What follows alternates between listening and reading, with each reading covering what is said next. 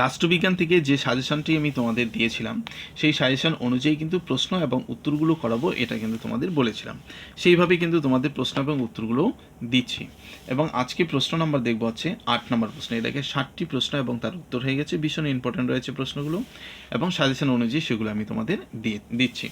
কিন্তু দেখা যাচ্ছে যে সেরকম কোনো রেসপন্স পাচ্ছে না, অর্থাৎ একটা নোট সেটাকে হচ্ছে বানিয়ে নোটটাকে ভালো করে সাজিয়ে তোমাদের সামনে তুলে ধরছি, কিন্তু সেভাবে কোনো রকম রেসপন্স কিন্তু আমি পাইনি। হয়তো বন্ধুরা এটাই হচ্ছে এই রাষ্ট্রবিজ্ঞানের লাস্ট প্রশ্ন হবে।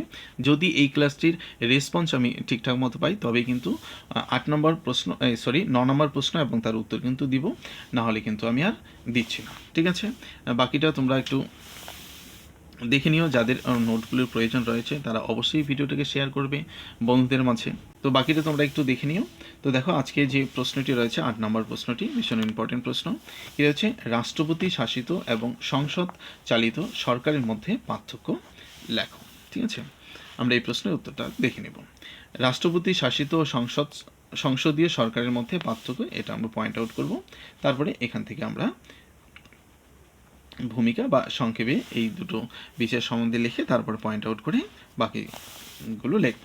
দেখো, যে গণতান্ত্রিক শাসন ব্যবস্থায় রাষ্ট্রপ্রধান ও সরকারের প্রধান একই ব্যক্তি এবং যেখানে রাষ্ট্রপতি এবং সরকার আইনসভা নিকট দায়বদ্ধ থাকেন না, তাকে রাষ্ট্রপতি শাসিত শাসন ব্যবস্থা বলা হয়।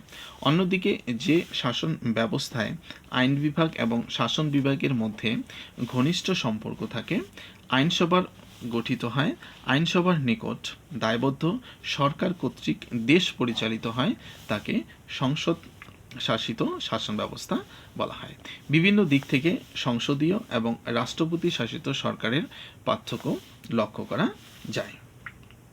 আমরা এবার এই পার্থক্যগুলো এক একটা পয়েন্ট করে দেখে নেব। যে রাষ্ট্রপতি শাসিত ও সংসদ শাসিত সরকারের মধ্যে ক্ষমতার স্বতন্ত্রীকরণ বিষয়গত যে পার্থক্যটি রয়েছে সেটা আমরা 1 নম্বরে দেখব।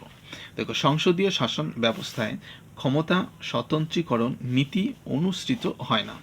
এই ধরনের শাসন ব্যবস্থায় আইন বিভাগ ও শাসন বিভাগের মধ্যে ঘনিষ্ঠ সম্পর্ক থাকে, কিন্তু রাষ্ট্রপতি শাসিত শাসন ব্যবস্থা ক্ষমতার স্বতন্ত্রীকরণ নীতির উপর প্রতিষ্ঠিত। পয়েন্ট নম্বর দেখব আমরা হচ্ছে 2, জরুরি অবস্থা। সংসদীয় শাসন ব্যবস্থার ক্ষেত্রে মন্ত্রিসভাকে আলাপ আলোচনার মাধ্যমে সিদ্ধান্ত নিতে হয়, তাই জরুরি অবস্থার মতো সংকটকালীন সময়ে অতি দ্রুত সিদ্ধান্ত নেওয়া যায় না। অন্যদিকে জরুরি অবস্থার পরিপ্রেক্ষিতে রাষ্ট্রপতি শাসিত শাসন ব্যবস্থায় রাষ্ট্রপতি দেশের সর্বোচ্চ শাসক হিসাবে স্বাধীনভাবে দ্রুত সিদ্ধান্ত নিতে পারেন। পরে পয়েন্ট নম্বর দেখব হচ্ছে দায়বদ্ধতা। দেখো, সংসদীয় শাসন ব্যবস্থায় শাসন বিভাগ অর্থাৎ মন্ত্রী পরিষদ আইনসভার কাছে দায়বদ্ধ থাকেন। মন্ত্রীগণ যৌথভাবে ও ব্যক্তিগতভাবে আইনসভার কাছে দায়বদ্ধ থাকেন।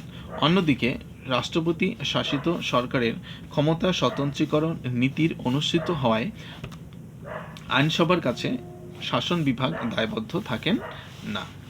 পরে আমরা দেখব 5 নম্বর, ক্যাবিনেটের প্রকৃতি, অর্থাৎ রাষ্ট্রপতি শাসিত এবং সংসদ শাসিত সরকারের মধ্যে যে ক্যাবিনেটের প্রকৃতি আছে সেটি কীরকম বা তাদের মধ্যে কী পার্থক্য রয়েছে।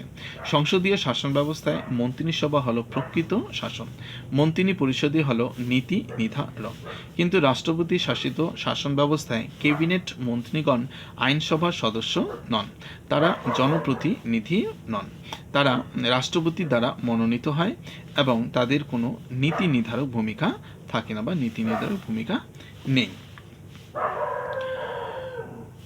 আচ্ছা, 5 নম্বরটি আমরা দেখব হচ্ছে দলগত দৃষ্টিভঙ্গিতে পার্থক্য রয়েছে সংসদীয় শাসন এবং হচ্ছে রাষ্ট্রপতি শাসনের ব্যবস্থার মধ্যে।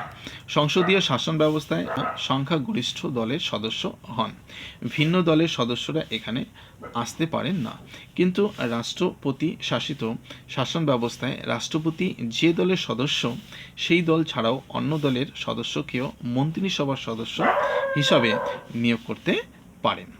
ওকে, ক্লাসটিকে বেশি বেশি করে শেয়ার করবে, তবেই কিন্তু নেক্সট প্রশ্ন এবং তার উত্তর নিয়ে কিন্তু আমি তোমাদের সামনে আসব। ওকে, তো ভালো থেকে সকলেই, দেখা হচ্ছে পরবর্তী ভিডিওতে।